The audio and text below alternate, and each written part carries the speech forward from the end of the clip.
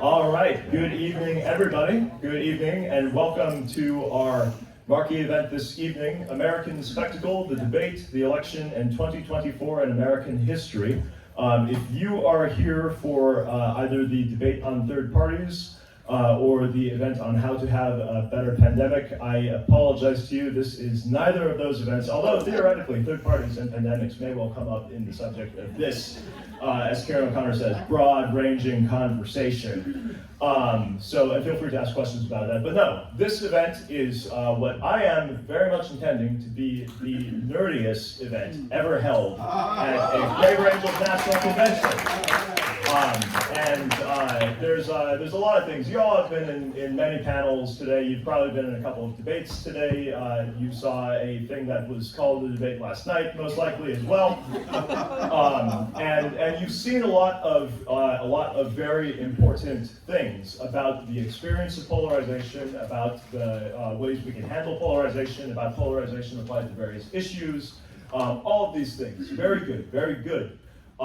What I don't think any of you have seen yet, and what Braver Angels I don't believe has done a serious attempt at doing yet, is what my boss and colleague Jesse Manistow calls the 35,000-foot view. The question of how do all these twisting sociological and socioeconomic and cultural and political, perhaps even geopolitical trends swirling all around us that are written in magazines that publish 10,000-word articles and are read by less than 10,000 subscribers. How do those ideas, which will inform the serious history of our time, written 15 years from now and 50 years from now, how do those go into how we experience polarization? And so my goal for this evening, and I am joined by three dear mentors and friends of mine who have helped me learn to think about these things a little bit more clearly sometimes.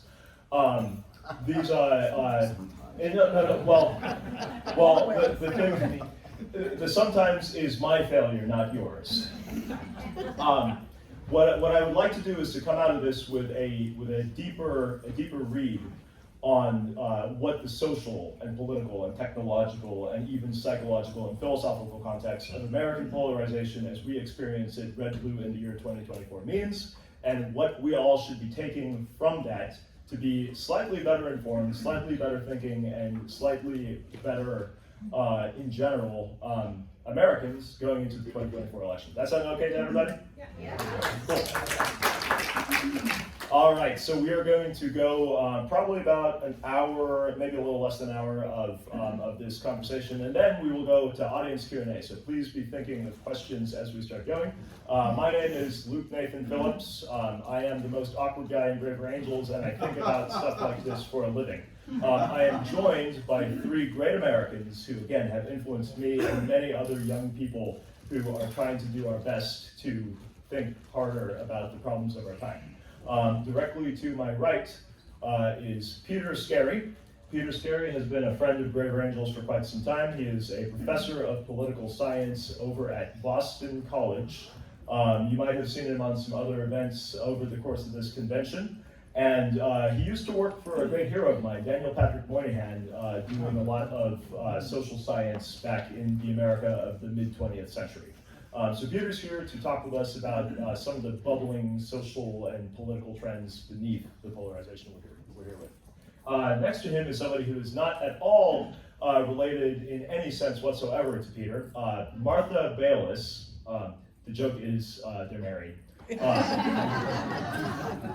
And like, depending how you frame it, they may or may not be a red-blue couple, which makes this another super Braver Angels thing to do. So, Martha also teaches at Boston College, and she is a cultural critic who writes fascinatingly about culture, education, the arts, the state of the arts, perhaps even the art of the states, and writes for a bunch of things. I think the thing that most interests me about her is she's probably the most continuously sane writer at the Claremont Review of Books. And the Claremont Review of Books has a lot of sane people writing frequently for them, but everything she writes for them is very, very good. So I'm glad that she's here too. And she's here to talk with us about some of the cultural trends in our elite institutions and how those have brought us here.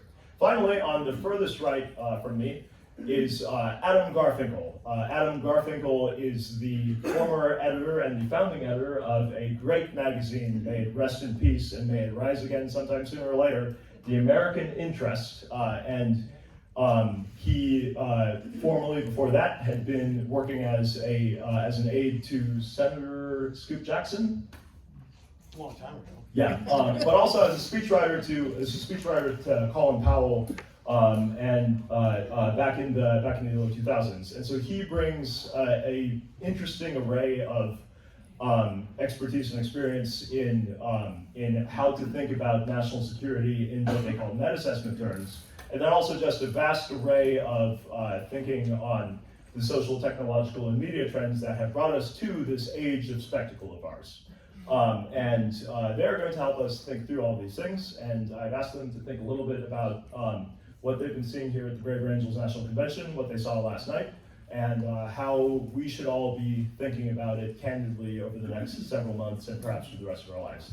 So with that, thank you all for joining me here, and I'd like to start off with Adam. Adam, you are currently publishing a very long manuscript called The Age of Spectacle. Can you tell us what spectacle is? Can you tell us what spectacle means in the context of the presidential debate we saw last night, and also just the general state of American political discourse in general, and why should we care, and what is it doing to our brains? Okay, does this work? Can you hear me? No. I don't know how to. Take this one, Adam. Now you can hear me. Yes. Okay.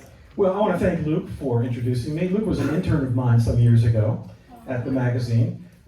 Peter and Martha I've known for many years, and I'm flattered to be on the same stage with them.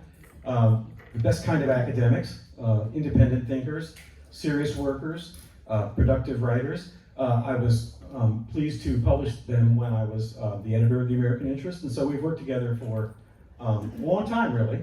Even stayed in their house once in Boston, so we're old friends.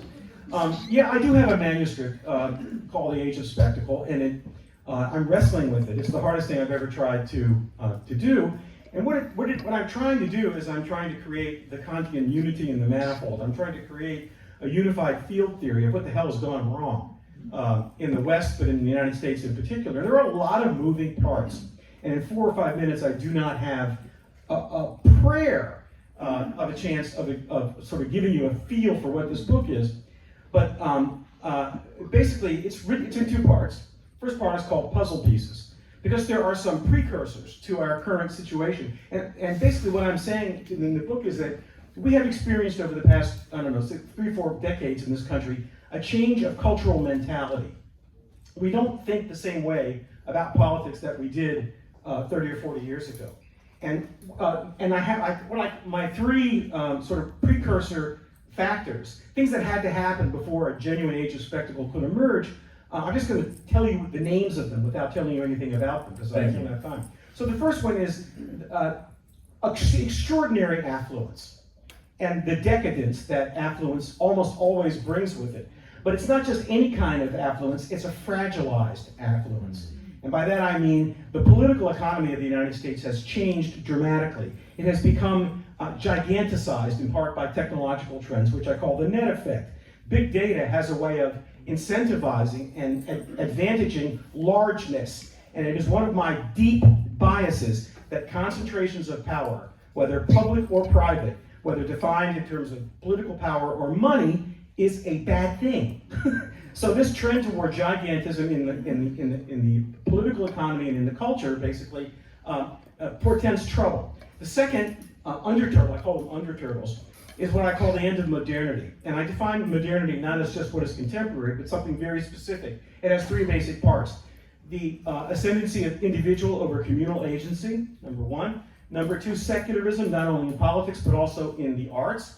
And third, some idea, mostly like the Whig idea of progress, some idea of a teleology of history where moral and material progress walk hand in hand into a glorious future. Those 3 ideas of modernity are at the very, very plinth of the establishment of this country as a republic. We are the Enlightenment wombed country.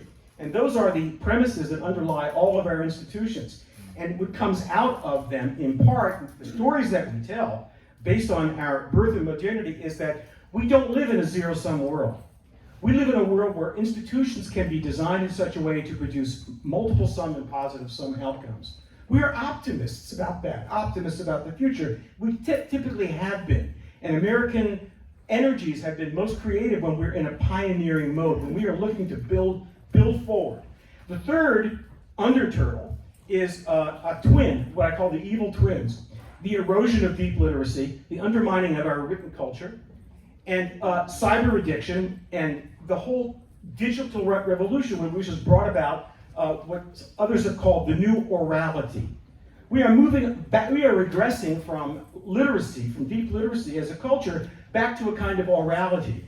Sometimes it may seem, because the gadgets are all new and nifty, that we're actually progressing, maybe, but it also resembles, in a way, pre-literate culture. So these three underturtles set the stage for a kind of entertainment mentality culture. It's partly decadence, it's partly that we've lost our stories from the past, it's partly that we don't read anymore, and we've become impatient, and our attention spans are like goldfish, and we can't think seriously about most things, and politics is messy and complicated. But a lot of people in this country, those who marinate themselves in screens and high graphic fantasy, can't summon in their brains a more complex story to tell about very complex sociological and political matters than a script that you would see for an idiot television show with the vocabulary of a 13-year-old. When the entire society imbecilizes itself from decadence and basically willful stupidity and illiteracy, it's very difficult to see how a liberal democracy, political culture based on a fairly esoteric and refined way of thinking about political life, how that can endure very long into the future. So we have facticity termites in all over our politics. We have illiberals on the left and illiberals on the right, and I refer to them as facticity termites because they're undermining what our stock of knowledge about what a civic culture actually is. Now, what's spectacle? Last thing. You know the old day. You remember the old cartoon in the papers, Ripley's Believe It or Not? Some of you are old enough to remember. Some of you are not. Some of you are old enough. So what's that about? Well, Ripley's Believe It or Not was a kind of a comic book version of the old carnivals you used to go to back in the 19th century, state fairs, where you go into the booth, and you'd see a two-headed cow. All right, a two-headed cow. And when you see what's supposed to be a two-headed cow, what a normal person goes like, what? Is that really a two-headed cow? Or is that just, is that something fraudulent designed to make me think that it's a two-headed cow? And when that happens, it's like an optical illusion sometimes. You flips, you can't tell whether it's that way or it's a vase, it's two faces, that kind of thing. There are lots of cognitive aspects where we get this astounding complex where we're not sure what we're seeing. And momentarily, in that moment of uncertainty, we are vulnerable, to all sorts of interpretations of things. And we are especially vulnerable to social cues from others about what things mean. So when I talk about a spectacle culture, I'm talking about an entertainment, besotted culture, right? That's not serious, that's decadent, that doesn't read, right? And that is entertained enormously at its zenith by a series of spectacles, of the two-headed cows at the circus and the carnival, that when we see them, we don't actually know what to make of them. So there are masters of the two-headed cow. Donald Trump has been a master of the two-headed cow. He's very entertaining, whatever you think of his politics.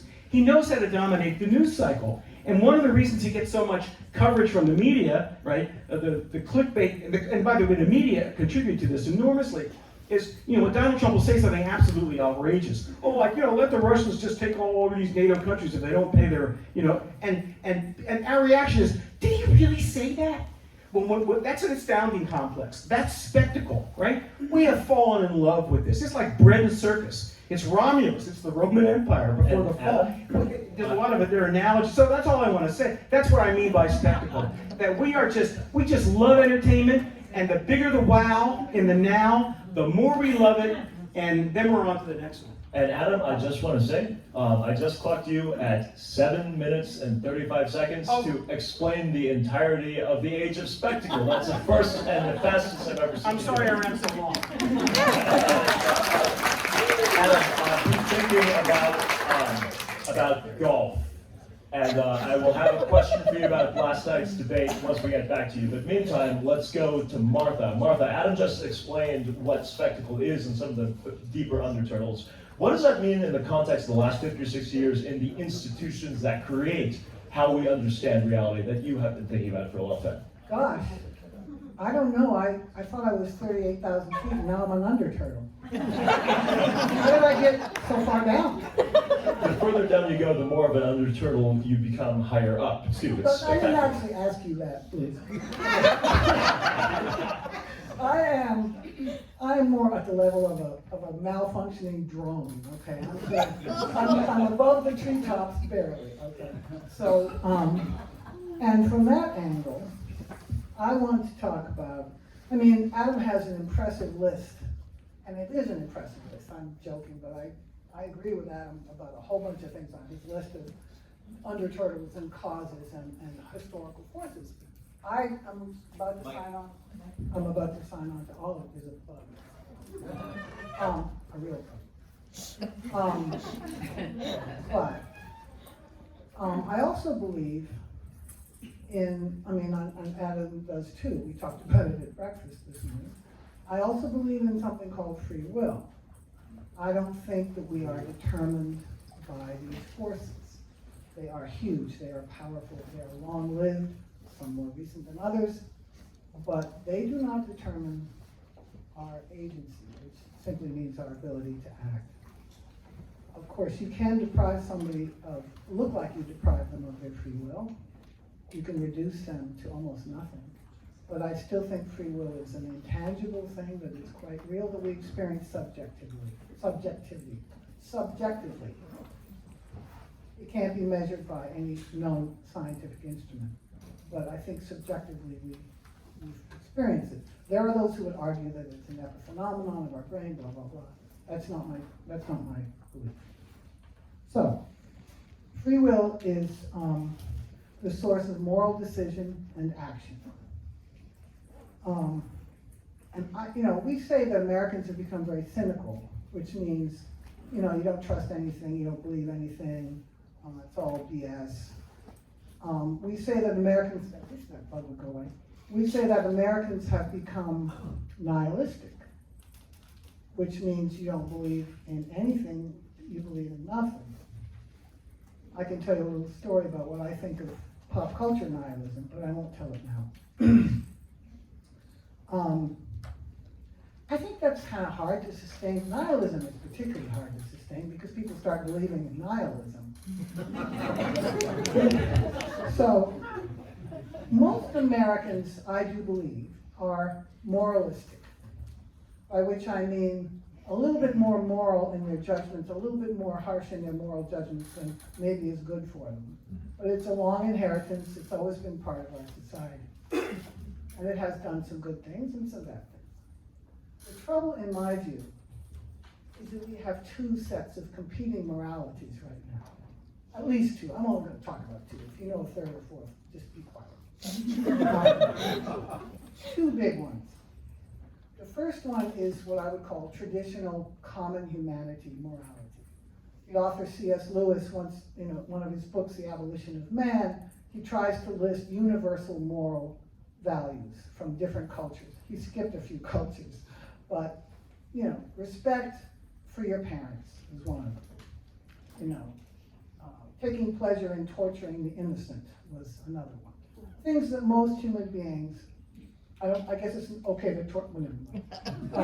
Most human beings, there is more universal agreement about good and evil than I think our society tells us. I think most people kind of feel that. So that's what I call traditional morality. I could go on trying to defend it, but I won't right now. The other morality, which I think is a valid morality, it's an important morality, is what I call the morality of political struggle. And that has a different set of virtues. I would list them. The common humanity, honesty, loyalty, courage, nurturing, there's a whole long list of traditional virtues. For political struggle, they are solidarity, vigilance, cunning, leadership, resistance, and courage. Courage, I think, belongs to both. Now, these two systems of morality don't always harmonize. They don't always blend very well. Sometimes they compete. And I think the number one, the more traditional morality, tends to lose out in the contest. And I have a quick couple of reasons why. The first is that it's very slow to develop a mature sense of moral judgment. It's not something we're automatically born with. It has to be nurtured, it has to be, we have to acquire it over a period of time. And the second thing about it is that it's very difficult to judge another human being on a profound level of their character.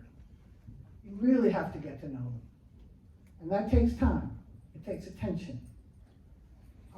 It's very hard to really judge someone. And even then you could be wrong. But it takes a long time. And I don't mean judge like, tell them off. I mean judge in the sense of weigh how much you can rely on them, weigh how trustworthy they are, weigh their virtues. So that kind of disadvantages the old-fashioned morality. The new one is quicker, it's easier, because it depends on the surface appearance of the other person. Most of the things that we think we're all very prejudiced about, things like race and sex and gender and age, and other things perhaps less visible, but we feel like we can see them. And that morality, it's not like, I'm not talking about judging somebody because of their race or sex or gender. I'm talking about the view that puts all of these identity markers into a system of thought that says every encounter between two individuals is a power struggle between the one who's higher ranked in terms of their privilege and the one who's lower ranked. And those things are based on their identity markers. And you all know that's been systematized pretty well. Mm-hmm. I'm not condemning it. I think it's a real thing. And it happens in many occasions, it is in fact a kind of a subtle power struggle between the person of higher status and the person of lower status. It's quite real.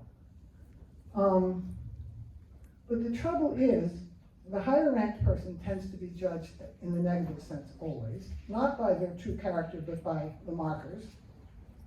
And the lower ranked person tends to be, I'm waving around because these bugs, excuse me. I didn't bring them with me. Okay, I'm almost done. The lower ranked individual has two choices. You're judged negatively if you kind of accept your position, and you're judged positively if you show some kind of resistance. So every encounter between two people from different identity groups requires this kind of subtle negotiation. I'm the powerful one, you're the weak one. You're just going to be my victim, or are you going to resist me? Now, most people don't want to do that all day. I don't think most people want to do that all day. So what do? We avoid each other. Because we don't want to get into that game with somebody whose identity marks them as the right candidate for one of these little invisible power struggles. So, this I find counterproductive. Well, this is helpful in counterpoise to some of Adam's frameworks here. Adam described a kind of mass politics, mass spectacle sort of decay. You have discussed a highly sophisticated and deeply institutionalized sort of, maybe not so much decay as dysfunction. And I'd like to hold those in my mind as we get a little bit closer in this conversation, because that might have some interesting sparks to mull in there.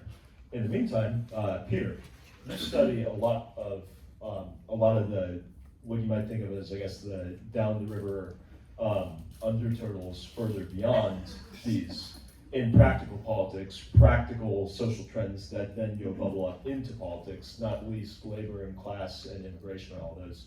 What are you seeing as the real fault lines as they show themselves, and how do those relate to the experience people have with the narratives that Adam and Martha are telling us are at the root of this? Okay, Luke, thank you. I'll try to respond to those questions. But first of all, Adam's allusion to the two-headed calf, I can't resist telling a bit about how when my wife and I lived in New York City in the glory days of New York, 1978, 79, when it was surviving bankruptcy and struggling under Mayor Koch. I used to walk every day across 23rd Street from 5th Avenue over to where we lived on 8th and 9th Avenue, between 8th and 9th Avenue. And I'd walk past between 6th and 7th Avenue. On the north side of the street, I wish I knew the number of the building, I should, where I was always tickled to know that I was walking by the headquarters of the US Communist Party. Tickled to know, because I wanted to know where they were. In fact, I once attended a lecture there when I was much younger by Herbert Aptheker, who was one of the prominent communist historians. And that building is still there. The Communist Party still owns it, but now it only has a top floor suite on the top floor, but used to be totally occupied by the party. But next door, there was a storefront, and I wish I'd gone into it, I never did, where right next door to the doors into the Communist Party building, which of course didn't have Communist Party on it, but if you looked in it at the bulletin board, you could see that. But right next door was the storefront that had a two-headed calf. And as far as I know, it was independent of the Communist Party. It might have been somebody trying to tell something about, speaking with false tongue or something, I don't know. But it was there. It's gone now, I'm sorry to say. But it's what I think of when I think of two-headed calves. So there you go. That has nothing to do with what I'm going to talk about. Actually, I think that was an important segment, so thank you for doing that. Good, so don't count that time against me. I'm going to do what political scientists often do, which is talk about changes in our political structures and institutions. I'm also, however, going to begin by talking a little bit about cultural changes that I thought my wife was going to address more in this vein than she did, but that's fine. And these cultural changes come to mind from interesting discussions we had this morning around the book Second Class by Batya Ungar-Sargon, which is, I haven't read it, but it seems to be a very interesting book about the current state of the working class in America. And what that speaks to, I think, more broadly, is the debasement of our culture generally, and our popular culture, which I don't think is hardly tangential to our politics and our political institutions. It has become, in my view, thoroughly debased, our popular culture, even perverted, certainly around the selling of sexuality and titillation and exhibitionism and adventurism that is being sold across our media. I think a slightly different example of what I would consider the debasement of our culture is the legalization of marijuana, and how oblivious we are to the dramatic changes in the nature of marijuana and the dangers it poses to youth. Certainly the marijuana that's available today, compared to when I was a young man. And what pertains to the discussion this morning around Batya's book, in my view, is how the liberation culture has affected the working class, both white and black. And what I have in mind, and a topic that came up this morning, was the nature of family formation among working class whites in recent years, outside of marriage, or sometimes without marriage. Family formation, which is to say the starting of families, men and women coming together, having children, but not necessarily being married, but often aspiring to become married at some future point. marriage becomes some sort of ideal that they strive for or look to in the future, but often never quite get there, and fall well short of it. It's a very complicated story that I don't pretend to have the keys to, but I think it's one aspect of the individualism that's gone out of control in our culture, that speaks to a broader set of dynamics in our political institution, which is what I want to talk to mostly about. Now, the structural changes in our politics are almost mundane to most political scientists, but I haven't heard much talk about them here in the last couple of days. Our political parties, of course, have become broadly nationalized, very weak at the state and local levels, and at the same time, political power has become highly, highly concentrated in Washington. Most people maybe understand that intuitively, but it seems important to state it. Simultaneously, too much power, again, I don't think I'm telling many people what they haven't already thought of, but hasn't been talked about here. Too much power has been ceded to our courts and to our unelected administrative agencies. And one consequence of that, again, in Washington, where power has been so concentrated, is that Congress has atrophied and has become an entirely dysfunctional institution. Lots of reasons for that, but certainly what I've outlined here has led to it in an important causal way. Now, concomitant with these changes are greatly weakened political parties, as I've already suggested. And that brings us, interestingly enough, to the Midwest, to the city not so far south of us, to Chicago, where in 1968, 56 years ago this summer, we had riots in the street, and both on the side of anti-war demonstrators and Chicago police, that led to a complete reform of our political party system. So much of a debacle. By the way, who's going to be with us in Chicago this August?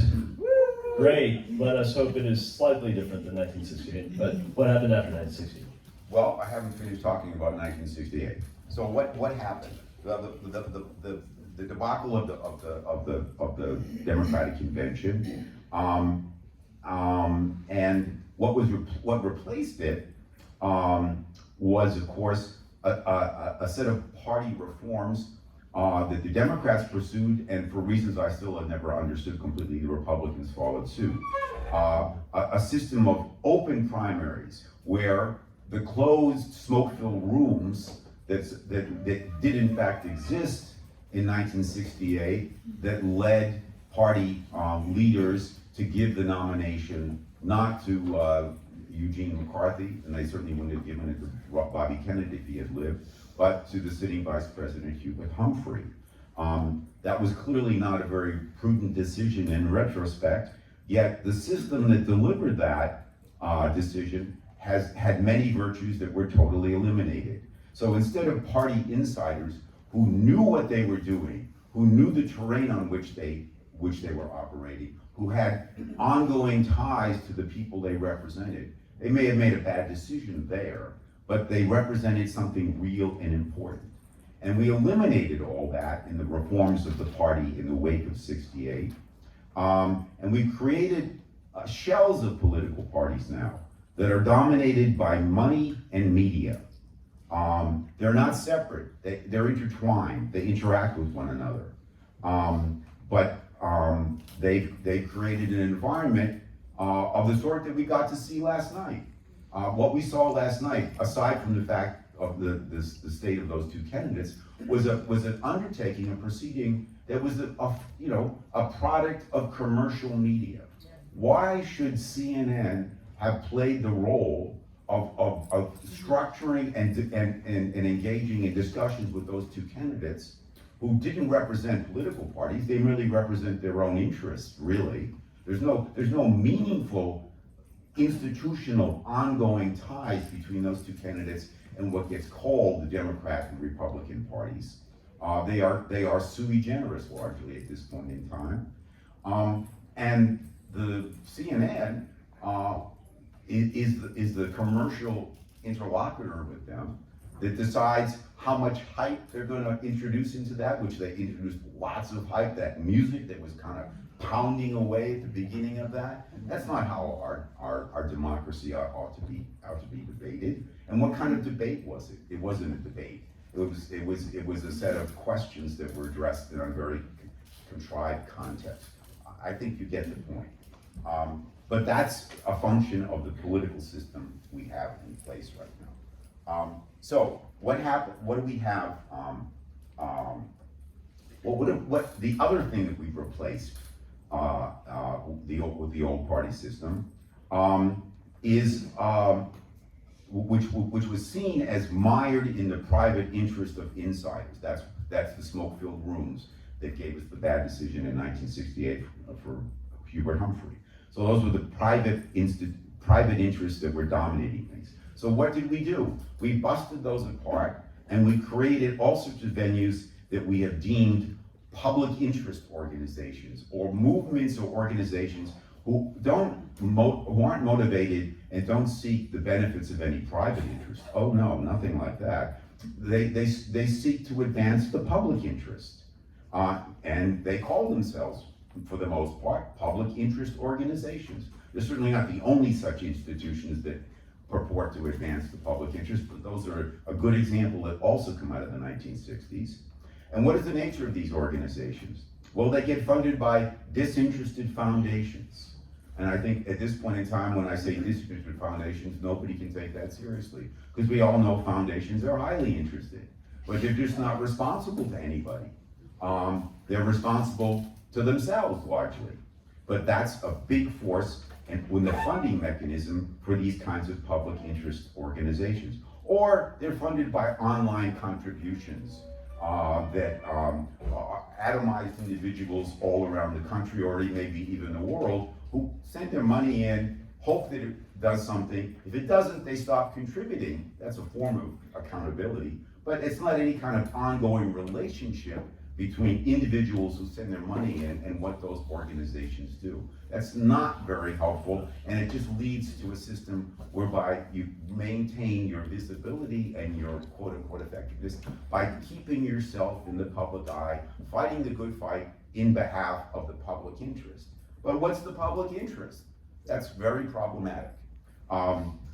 Is it clean air? Well, clean air defined how, for who, under what circumstances, at what price, at what trade-offs. Clean water, same set of questions. It becomes pretty clear, if we stop and think about it, that the public interest is very hard to define and not so easily and glibly advanced as these kinds of public interest organizations would have it. And of course, it gets much more complicated and tricky, and this may go down a little bumpily, when we come to interests such as those of African Americans, because that's a group that clearly has long-standing and legitimate and serious grievances against American society that all of us are responsible for. And so when the Ford Foundation created and helped support, didn't create, the National Association for Colored People's the Legal Defense and Education Fund of the NAACP, heavily supported by the Ford Foundation and other such organizations, it had some serious legitimate claim to advancing the interests of African Americans. And that was, I would argue, in the interests of all Americans. That was in an advancement of the public interest. Then comes, for example, the Mexican American Legal Defense and Education Fund, where again, a group was marginalized and had claims against the rest of American society. Again, foundations supported the Mexican American Legal Defense and Education Fund. But what becomes clear is that this has become the paradigm for lots of interests now in American society. Because however legitimate the interests of African Americans who are being excluded from our system, certainly in the first half of the 20th century, they also are private interests. And what was being struggled for was to have their interests, their private interests, represented in the public arena.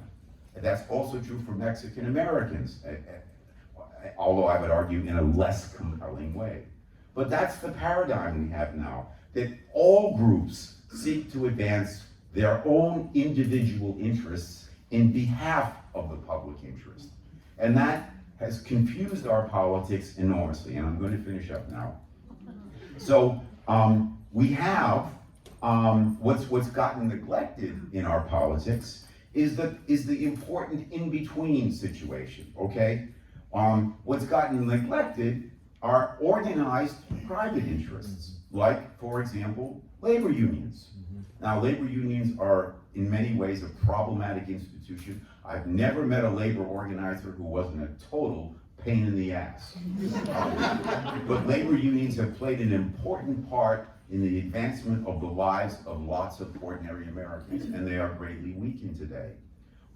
That's in part because we've become so obsessed with advancing the public interest or private interests that purport to advance the public interest. Unions have been weakened by our preoccupation with the individual rights of women, of the disabled, and minorities who have their individual rights. I don't deny that, but pushing that agenda of individual rights in those particular contexts has also weakened organized private interests, especially unions. So what are we left with now? We're left with individual voters who are prey to the media and the money-driven politics that we saw on display, its apotheosis last night.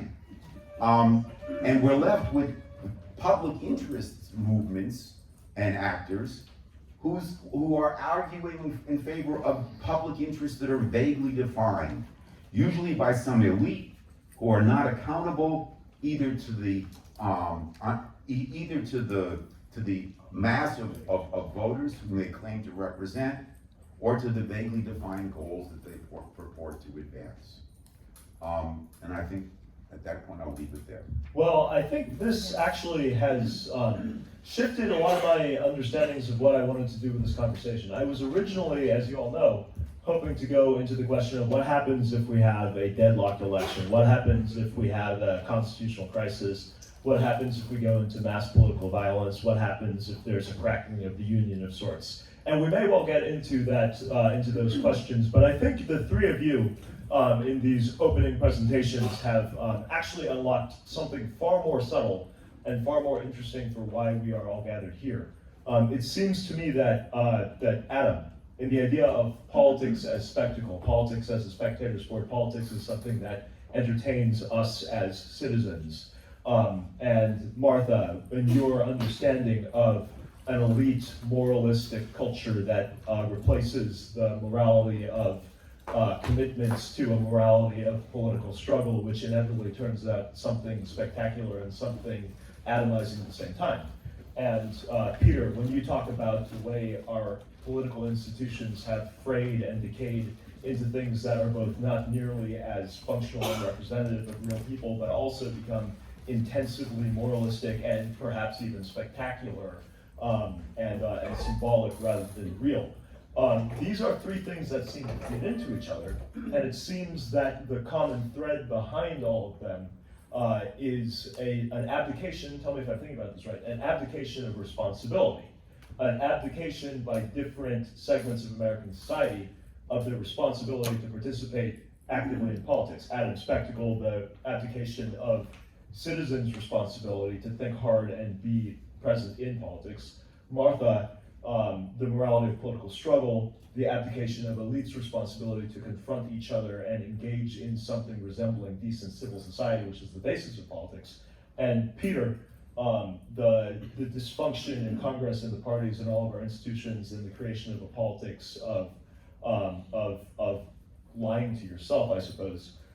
The abdication by all of our political institutions of the responsibility that they have previously held in the past to manage multiple self-interests. This would seem to be a crisis of responsibility as a root of the crisis of polarization. And all that just came to me just now listening to the three of you here on that, but I'm wondering if you can guide us further through that in the areas that we're talking about, especially given that this is the Braver Angels National Convention, and what we are here to do is think about a very particular kind of responsibility we believe all citizens have, and yet see that in a higher sense. Adam, do you have any immediate thoughts?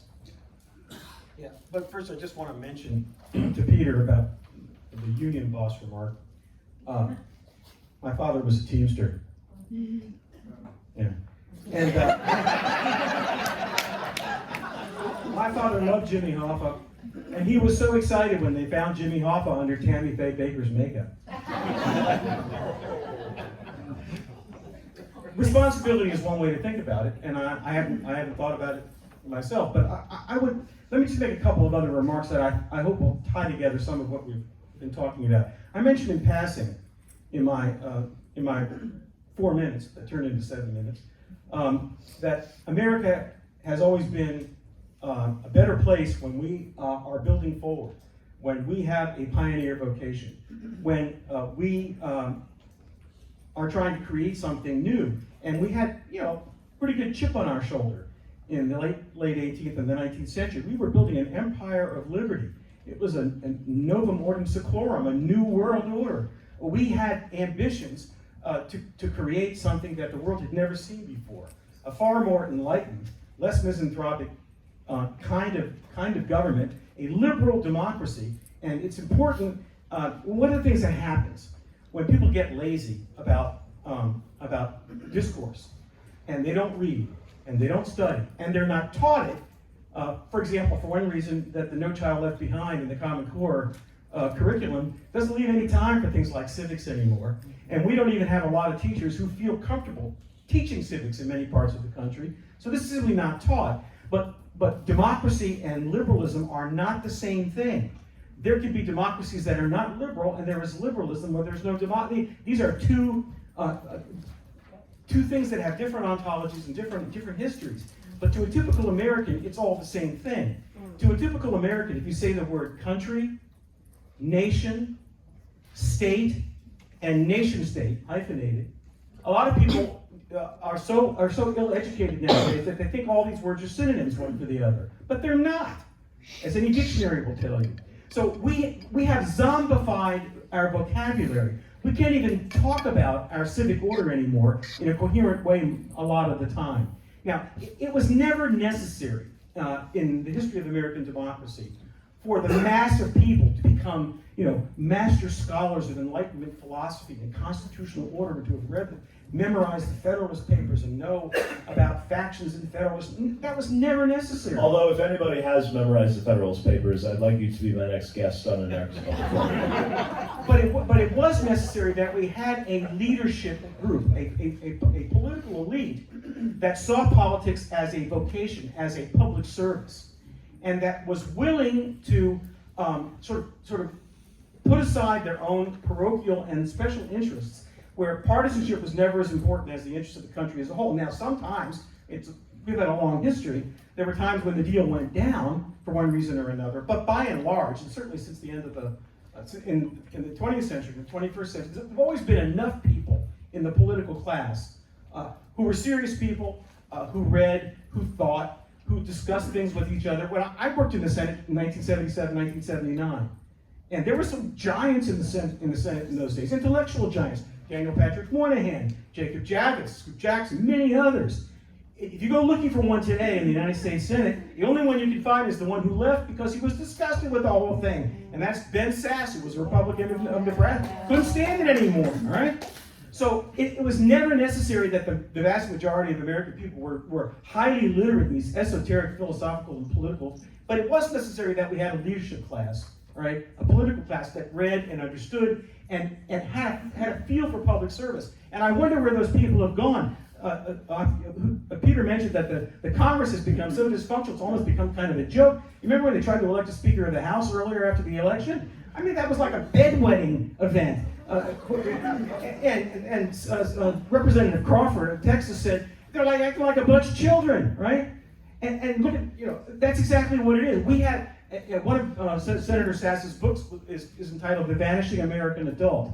And I really recommend it to everybody. I don't agree with the former Senator Sasse's politics in a lot of ways, But that's an excellent book. That explains a lot. We have got a situation where children are becoming adult faster than they ought to be, and some adults never actually grow up. And that's why we are suffused with ideological language. Simplistic, simple-minded, slogan, bumper sticker level excuses for understanding complicated issues with lots of dots and lots of moving parts. We don't have a serious public discussion about any public policy issue anymore in Washington. I mean, we could sit here at Braver Angels like I experienced earlier today and talk about immigration policy, and people from different sides, people red and blue, can come to a lot of great area of agreement on the policy side. And you know what? Never talked about the politics of the policy, and without talking about the politics of the policy, it's sort of like, it's a very nice little exercise, but that's all it is. Because unless you understand what's going on in Washington and how unserious these people have become, how venal they have become, right, and how unresponsive they are to the interests of the country as well. Let me just say two things. I think it's clear here that we're all saying that what's really the problem here is you see trouble in our political institutions. And there are autonomous problems in our political institutions, just from aging. Every political culture ages, all right? But most of the things that are most wrong are things that have come up from underneath, from the culture. And if the culture is sick, or if it is weird, right, it's going to percolate into the politics sooner or later, and it has done that now in the past several years. And the politics then, as a spectator sport, as a blood sport, what that does is just watching it ratifies the premises of the culture that gave rise to it in the first place. So you have this kind of spiraling dialectic of non-seriousness in the politics. And what that really means is anybody expects, what you saw last night in the so-called debate, if anybody in this room expects that government, that conventional politics in this country is going to solve our problems, you need to think again. It's just part of the history of the United States that important changes in our political culture have always come from social movements from underneath. Our politicians have never done a damn thing right unless they were forced to do it. And right now, because so many American citizens have abdicated their obligation, we the people, right, to participate in the civic culture, these people run free and do whatever the hell they want. We are so confused. We are so confused that most people, right, haven't ever read the Constitution, maybe know the Bill of Rights, but most people in the United States, especially young people, they think that the government gives people rights. They think that because the government gives people benefits. We get Social Security, we get disability, we get, grants, so. But that's not what the Constitution says. The Constitution doesn't say that the government gives the people rights. The Constitution says that the people gives the federal government rights, and only enumerated rights. I mean, we have allowed a level of unseriousness in our public discourse to reach a point where we don't even know how our own government works. So that's a problem, and Braver Angels is part of the solution to that, because just the process of talking to each other about politics and policy issues educates everybody in the organization. And what the National Convention does, as I understand it, it's building cadres at the highest level to go out to the local levels and get more people and build more cadres until the movement spreads as far and wide as is humanly possible. And this is a bottom-up movement. And this is what we need to do to fix our politics, because they're not going to fix themselves. Woo! Adam Garfinkle endorsing vastly polarizing conspiracy as a hope for America is probably one of the most uncharacteristically hopeful things I've ever heard him say. Peter, tell us something cynical about politics in response.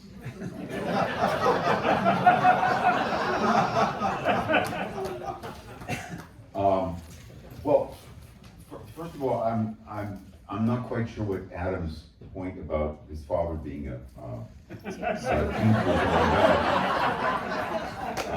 good for your father. He was a pain in the ass, I'll admit it. But if I don't know if that was supposed to suggest that unions are a bad idea or a good idea, or. Oh, I think you. Supposed to suggest that you're going to end up in a stadium. Well, I don't think that's true. I think that's silly. Unions have their problems. Not quite. I want to hear Peter's, and then we have to get to Q&A after Martha. So, yeah, but Adam, you can have it at a second. Peter. It'll be several seconds. Yes, yes, good. I'm just not sure where to go with that. Jimmy Hoffa is not an ideal of a good union leader, although lots of Teamsters still honor his memory. But there's good and bad with unions, and I think on balance, I think they play an important and much needed role. It's hard to know quite how to respond to all of what Adam lays out.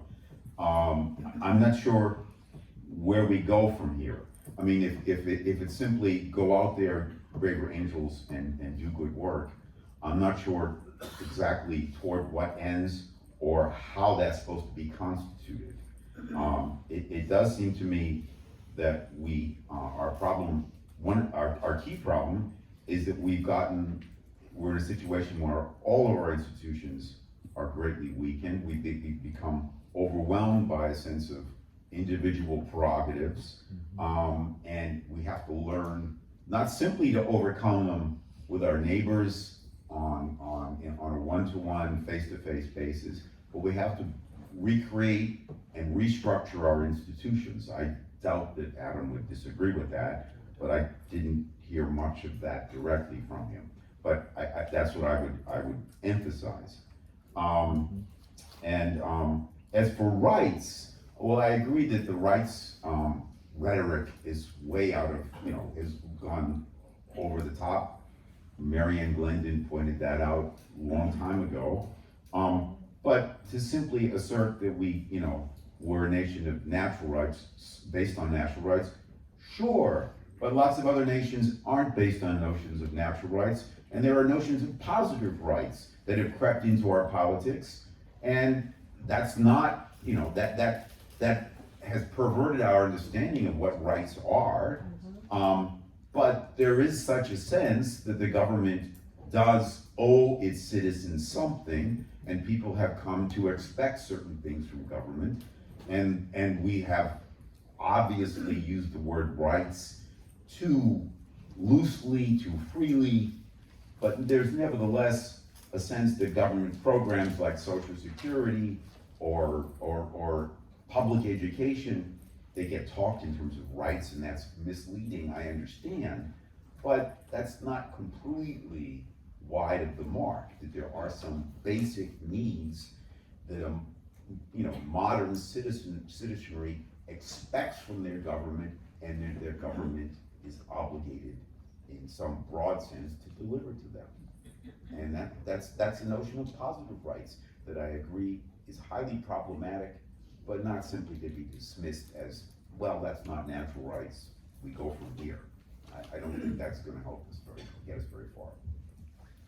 Martha, you have some thoughts on rights, and I think you also have some thoughts on duties. And I'm wondering, because the question of responsibility most directly hits the dichotomy that you drew, I'm wondering what you think about how that applies both to institutions and to the public, and to braver angels, in as much as we can do anything about it. Well, I would just like to say that these two are the worst panelists that have ever been known. I've never seen panelists this bad. Losers, long-winded, they don't know what the hell they're talking about. I'm the only one up here who understands the issues. So I'm glad you fake news moderator, you allow me to get a word in there. I don't actually have the ability to mute her mic tonight, so. You're entertained, aren't you?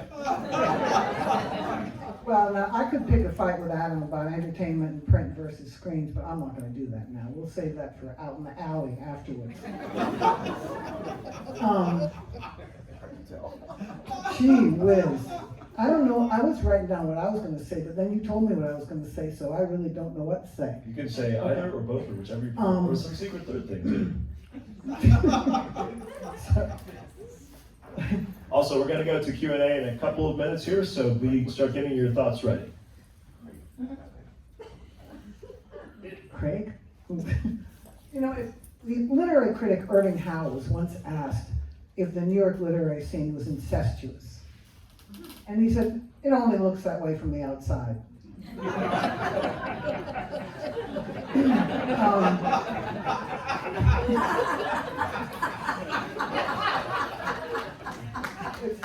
Okay. I don't even know what that means.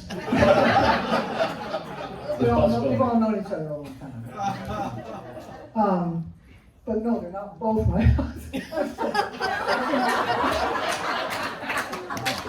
I've been watching Mrs. Maisel, so I'm in. On the floor? Okay.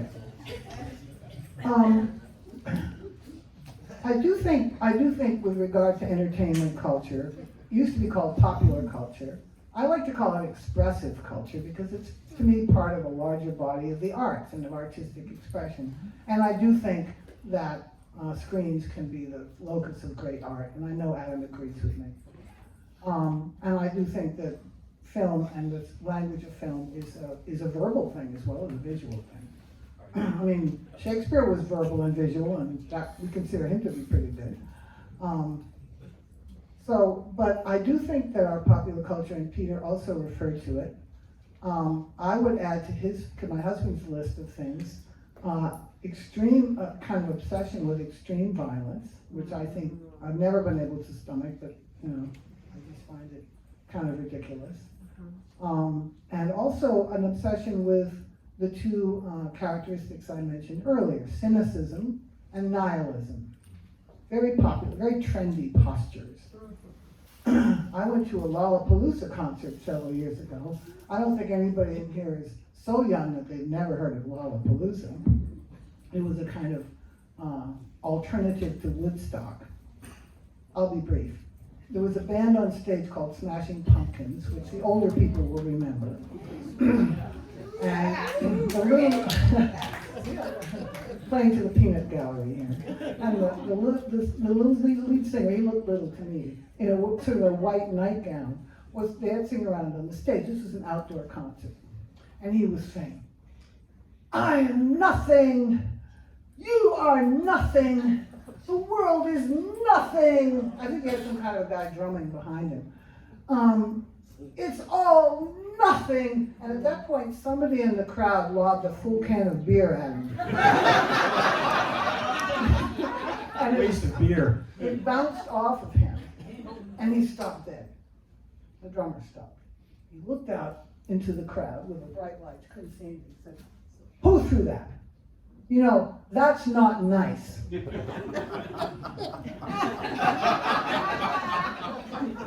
So I think our entertaining nihilism and our entertaining cynicism, when Trump first ran for office, I got real tired of people telling me he was entertaining. Because I'm sorry, my problem with him was that I didn't find him entertaining. I found him, I had some problems with him. I guess he is entertaining, but our entertainment, our shared popular culture, which is less and less shared because it's more and more siloed and more curated and individualized, does cultivate the emotions of cynicism and nihilism, along with violence. And we find it entertaining. I even find it entertaining sometimes. But I do think that a steady diet of anything has a kind of conditioning effect. It's not like the old psych test where they show you a violent movie and then see if you're going to go out and hit another kid in the playground. It's a long-term accumulation. We have imaginations. We have ideation. We have this amazing ability to imagine things that are not happening, to choose what we're going to, that imagination is part of moral choice. We imagine, what if I do that? What if I do that? What if I do that? And the imagination has to feed on something. And if we fill our minds with the same kind of thing over and over again, the imagination picks up on it and it feeds on it. And it does affect our moral choice in a prolonged and subtle and profound way. And I'm not in favor of turning it all back to goody-goody lessons on how to be good. But I don't really know what to do, frankly, because even if I had a scheme and a solution, nobody knows how to govern the internet. Nobody knows how to get the worst, child rape, and bestiality, torture, beheadings, all the horrible things that are on the dark net and beyond that, probably beyond what I could possibly name, we really don't know how to curb this. And so I think it's a technical problem beyond my imagination. And so I think we're kind of up against it, and all we can kind of do is focus on the fact that we do have some choice in these matters, and we're not totally determined by it. Sounds a little feeble, but I know I have to stop talking now. So. If people who are interested in asking a question, if you'd raise your hand so I can start thinking. I'm not going to be able to get to very many of you, but I will do my best. And in the meantime, I am very, very grateful. Also, if Peter and Adam can give your mics to Mia and Jesse, we will start going around trying to get some questions. I just want to say before we go to any of these questions in particular, I am very grateful that you all have been as unsparingly bleak and systematically comprehensive as you have been in this, because what Braver Angels, a community of optimism, needs all the time is a square, hard, cold dose of the darkest views of reality, so that when they do hit us, we know what we're going against and can take things as seriously as they really are, which sometimes can be easy to forget. So thank you for that. Let's go to this gentleman in the front, and please, please, please, please, I know this is trite, but I have to do it because you won't if I don't ask this. Please ask your questions as questions. And a question is defined as something that has a question mark very clearly at the end of it. And the shorter you keep your questions, the more of them I can get in. So, sir. I'm going to do this in Spanish, so I start with a question mark and end with a question. That's brilliant. Actually, I'm going to give credit to the panelists by noting that they mentioned the age of spectacles and talked about the Enlightenment. And I got to tell you, people, we had a session on artificial intelligence today and social media, and I got to tell you that free will, which was mentioned, does not exist in the age of algorithmically AI-induced information. Martha will have a chance to defend the honor of freedom, but please ask your questions. So, my question is, has the age of reason become the age of dopamine? Interesting. That is a very, very good one. Adam, do you want to take that first? And other hands, please raise so I can take a look. Adam. That's a good question. We have to be careful. A lot of the book that I'm struggling with, it gets into neuroscience and endocrinology. There's just simply no other way to do it. The way the screens operate affects our bodies, and they affect our bodies in ways we don't know.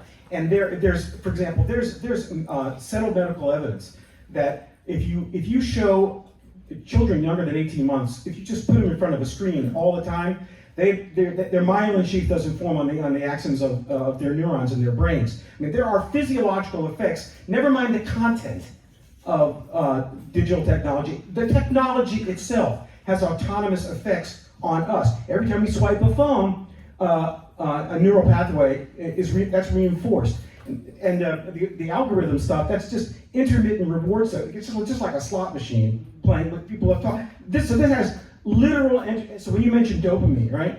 What people are doing when they're addicted to their phones, and I would say, I don't know what percentage of young people are addicted to their phones, but it's not a low number. That's just public dopamine masturbation is actually what it is, okay? Now, but you have to be very careful not to reduce everything that is integral about human culture to an endocrinological phenomenon.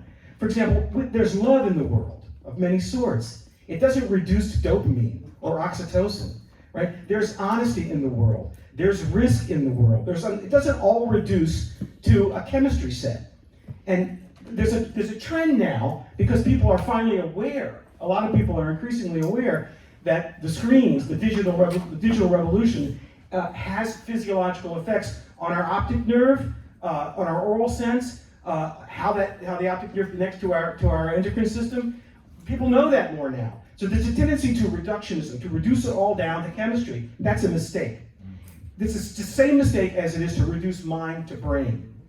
That's a mistake. So you have to be careful. So I take your point, all right? And you're not far off, but you got to be careful. And Martha, talk about it a little bit more too as well. I want to know if freedom is real. I'm actually less afraid of the algorithmic control of us by itself as I am of the use of algorithmic control of us powerful entities.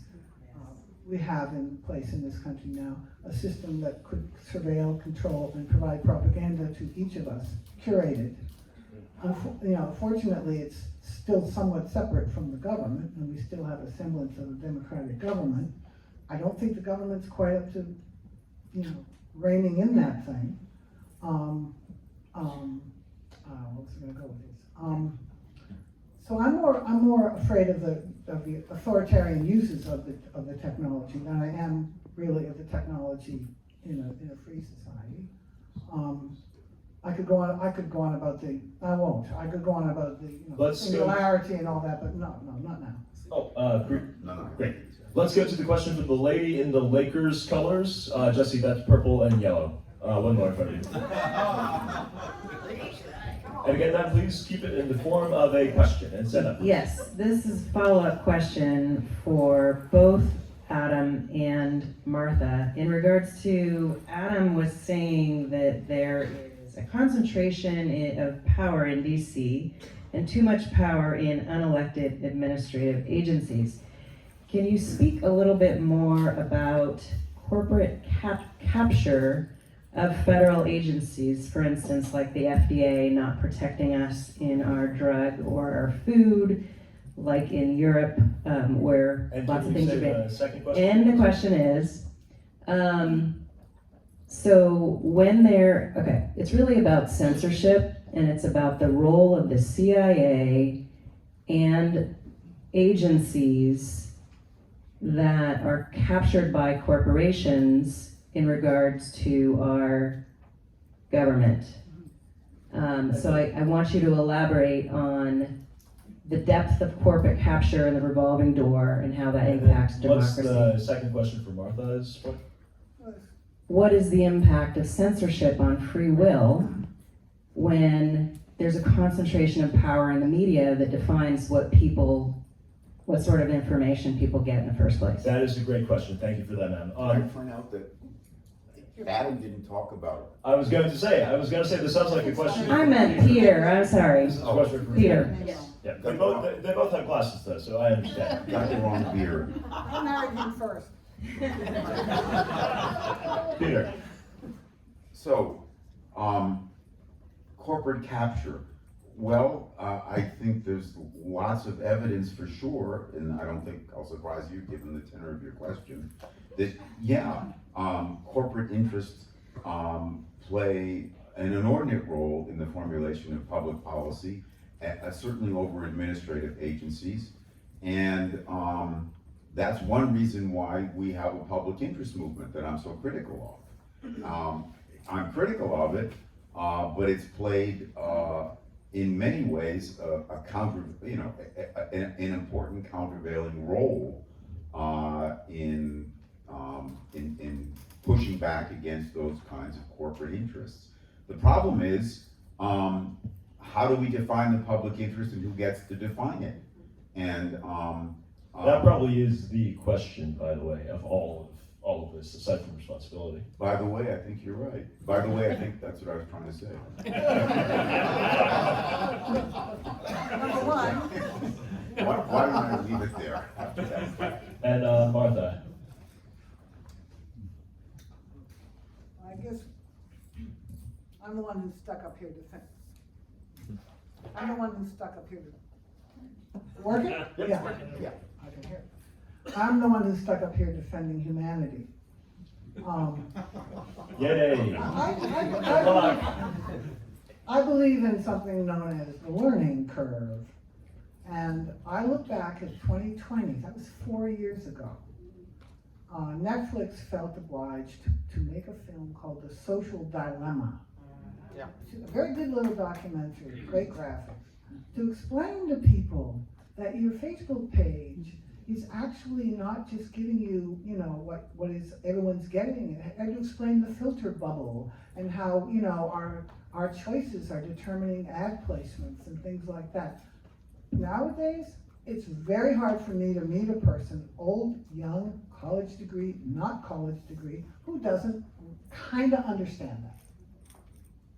I would point out that the human brain I don't know, 82 billion separate synapses, is the most complex object known to the state of our current knowledge. It's much more complicated than any quantum computer that people are talking about. That's kind of a fantasy from various sci-fi movies. So I do think that, there's been all kinds of ways to keep people down, and a lot of people have been destroyed in efforts to keep people down. I think we do have some real looming dangers. I can't watch a spy movie anymore without thinking that spy could not do that now, because the surveillance equipment would catch that spy. You can't fool the authorities like you used to be able to. Xinjiang province in Western China, good example. I really think that we are in danger, but excuse me, but I do have faith in humanity. I worry about my own fate. I worry about the fate of people I care about. I worry about everybody's individual fate.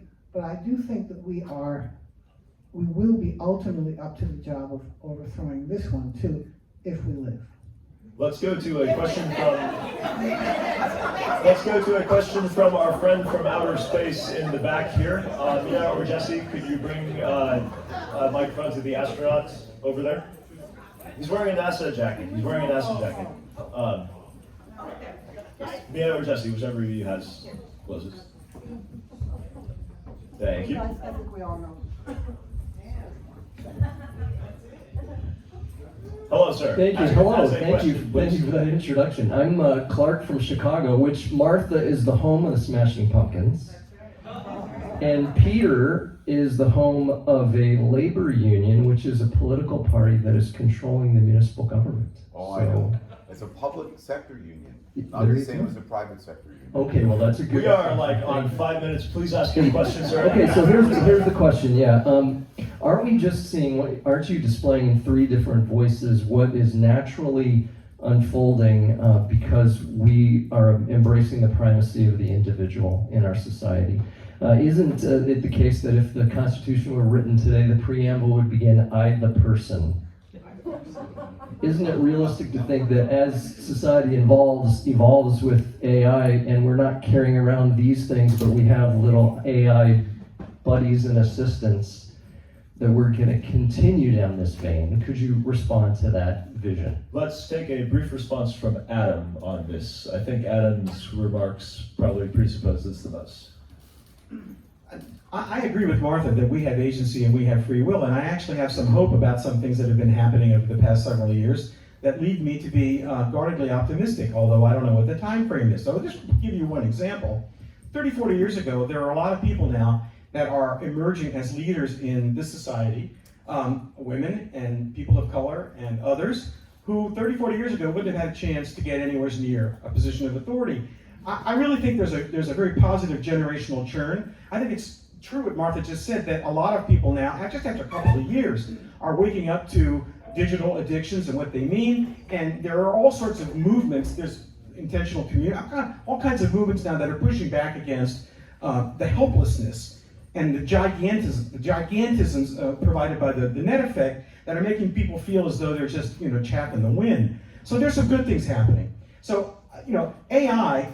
Look, there's a book out now recently. Doesn't make a difference who it is. Just a book. Worried about digital technology that can actually know what you're thinking before you actually say it and do anything, so that it can control your thoughts. Right? To me, it's like Alexophobia. All right. If you don't like it, unplug the goddamn thing. What's the problem? It's electricity. You have agency. I have a young friend in Singapore who asked me once in a public session just like this, how can we fight the digital addictions? How can we get real educations like you have and other people? I said, it's very simple. One way to start is to declare a Sabbath from your screens, right? If your Sabbath is Sunday, whatever, turn it off for 24 hours, put it in a drawer, don't turn on your computer, go out and take a walk, have face-to-face interactions with real human beings. Do that for 2 months. Without skipping a week, okay, you will be better off for it and you'll know it. We do have control over these things, right? But we have to exert it. We have to exert our agency. in order to do that. I just want to say before I don't have a chance anymore, this book that I'm rolling out is on Substack. It's called, the name of the Substack is called The Raspberry Patch. You have the spelling of my name. All you got to do is go online and type in Adam Garfinkle, The Raspberry Patch, and something will pop up, whatever. It's a great Substack, by the Yeah, way. and I'm in the middle now of rolling this thing out week by week, and it's free.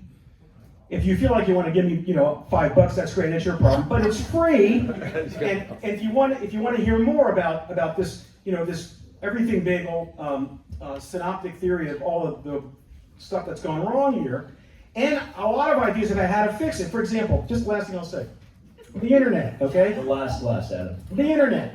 All right. The internet is a rogue internet. It's got all this nasty stuff on it. We actually have a model in this country for dealing with what we call critical infrastructure. Wouldn't you agree now, after how many years that the internet's been in it, that it constitutes critical infrastructure?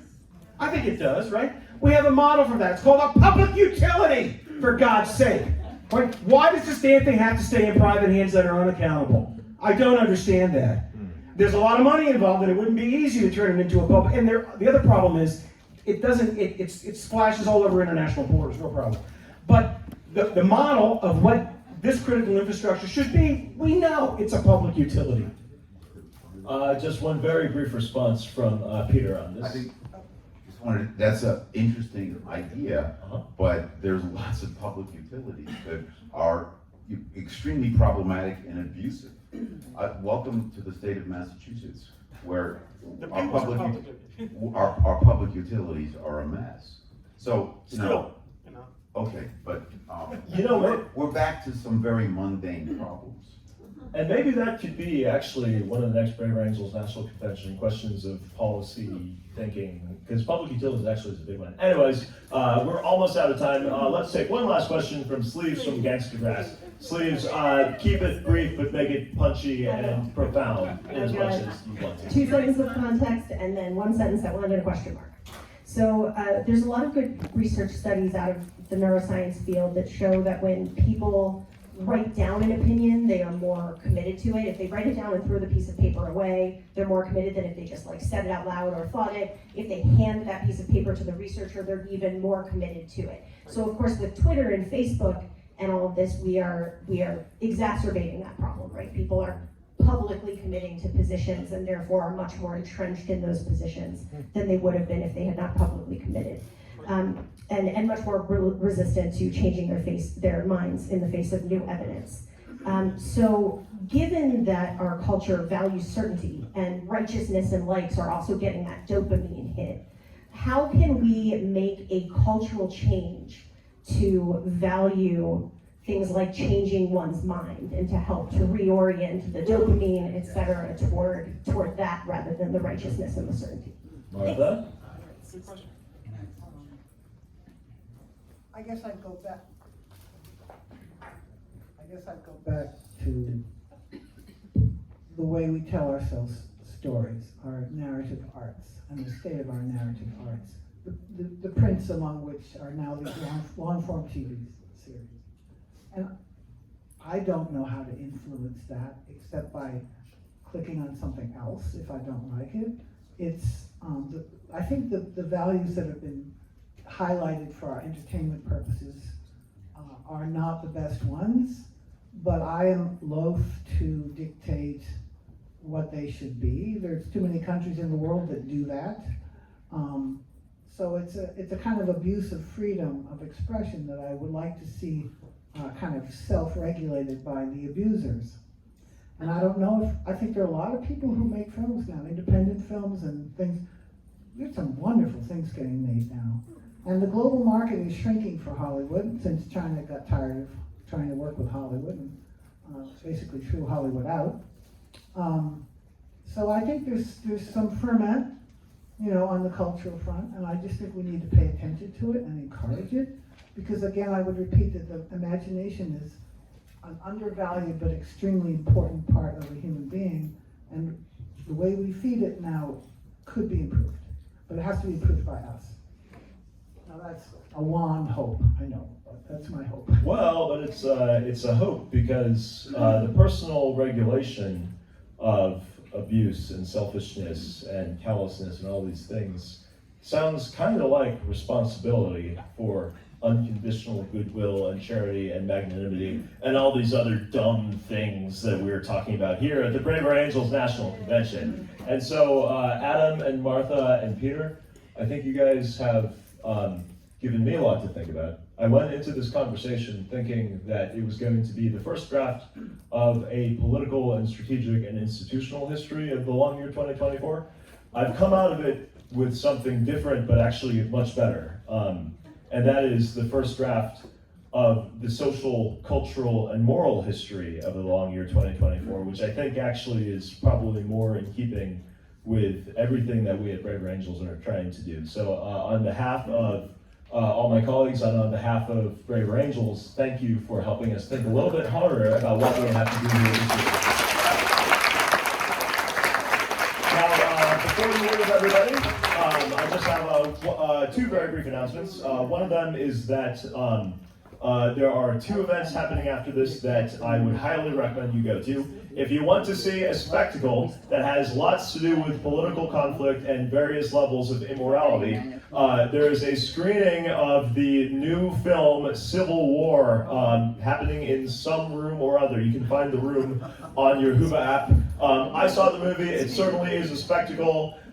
It does one thing very, very well. I'm not going to tell you what it is. I think you should go to it. Secondly, anybody here who is a Braver Angels delegate who happens to be under the age of 50 or is otherwise young at heart and sprightly in soul is very invited to join the National Debates team and myself downstairs at the next debate caucus of the Youngster Angels Society, yes. It should be a fun little night, and I will see a couple of you there. It'll be quite a spectacle as well.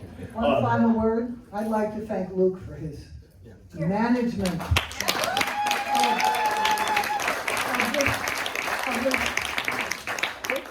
of this three-headed calf. I strongly believe in something called the theory of polarization, everybody. I think Braver Angels has more of an opportunity to study it than any other group in the country. I will look forward to working with all of you over the next years and months and days to think more strongly about it. But otherwise, see you all tomorrow, and good night, everybody.